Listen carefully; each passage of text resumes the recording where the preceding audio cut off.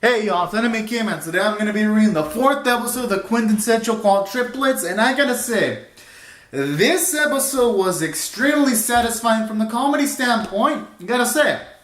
Because, for one, I like all the sequences that involved with Tato's sister were hilarious, just to see Itsuki get won over, like whenever the sister wants to be involved and wants to involve Itsuki, like when she wants to go to an arcade and she says she'd be really happy if she would join. Were adorable little sequences.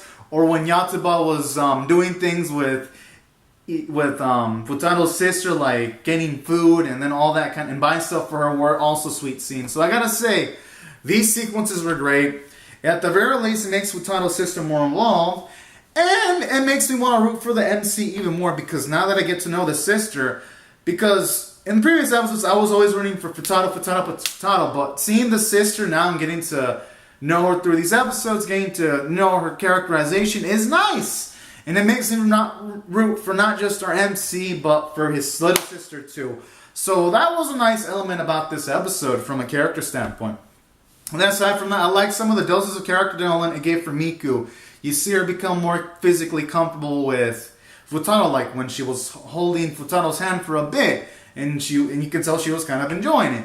Or when these two people serving were asking them what the relationship was, and they assumed it was a couple, and then Miku immediately said friends, but then you had Futato, the fucking baka, say, "Oh no, we're just acquaintances or clients." I'm like, Futato, my boy, you need to like. But then again, I can't blame Futato for saying something like that. He hasn't been in a lot of social interaction situations as characterized in the first few episodes. So it's going to be a process with him. So I thought that was realistic, and I like that too. It shows our MC has a long way to go. But Miku did enjoy that little laugh, and that was a pretty sweet scene. And also, it was funny how most animes, when a character does like this whole piggyback ride for a female character, usually it works out, and I thought I was going for that, but I like how I subverted my expectations by Futato saying that Miku was too heavy. That also was pretty funny. So from a humor standpoint, this episode knew how to build up the humor and then execute it properly for humorous effect. Gotta give it props to that. I also gotta give it props to also give character development to Nino, because she's becoming she's slightly warming up to Futato at the very least. Because she was willing to at least trust him enough to gather the girls, because they all got separated, and Nino wants to have everyone look at the fireworks together. That was nice. It introduced a possible conflict with Ichiga, because she's got some kind of relationship with this man, but we don't know what type of relationship that they might have. So that's another interesting angle, and makes a possible future episode much more interesting. So we got that angle. And then you have Itsuki. She's also becoming a bit gentler too, for the most part. Like when she gave Futato money for helping him out and all of that. And then I like how at least you get some products, because all the girls did work hard to do their homework. So there's at least progression from that front at the very least. Like Futato's finally getting a backbone when he told him, "Y'all are not going to see the fireworks until you do the homework."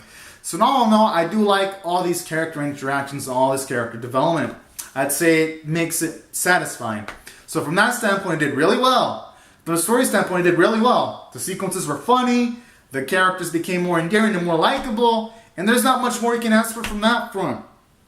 And then, I'd say the only weakness was the animation was dog shit in a few sequences, because it was like still shot, still shot, still shot, still shot, still shot. But it doesn't really matter, because the art still looked good, and the content in the episode itself was nice.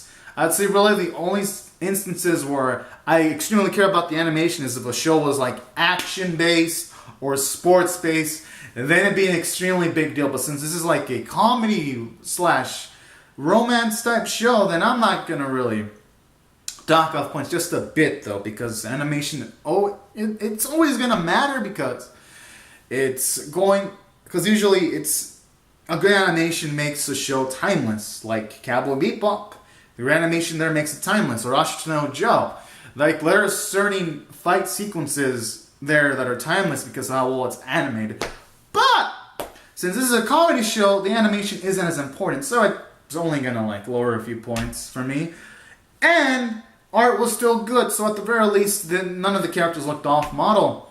Oh, the sound was great. All the voice cast did good. Gotta give it credit. And taking all these factors into consideration, I'm going to rate this episode an 8.5 out of 10. I thought this episode was really strong, and it was great. The only thing keeping it from a 9 was like some awesome animation quality. But regardless, this episode was great, and I'm going to eagerly anticipate more. So anyways, guys and gals, these are my thoughts on the episode. Comment down your thoughts on this below in the comment section. And also comment if y'all want to, who you rooting for. I'm on Team Miku, so I'm curious to hear all your thoughts on which of the female characters you like the most. Subscribe if you want to see more reviews and reactions, and I'll see you guys later. Subscribe for more. Alright, thank you so much for watching, everyone. Bye-bye.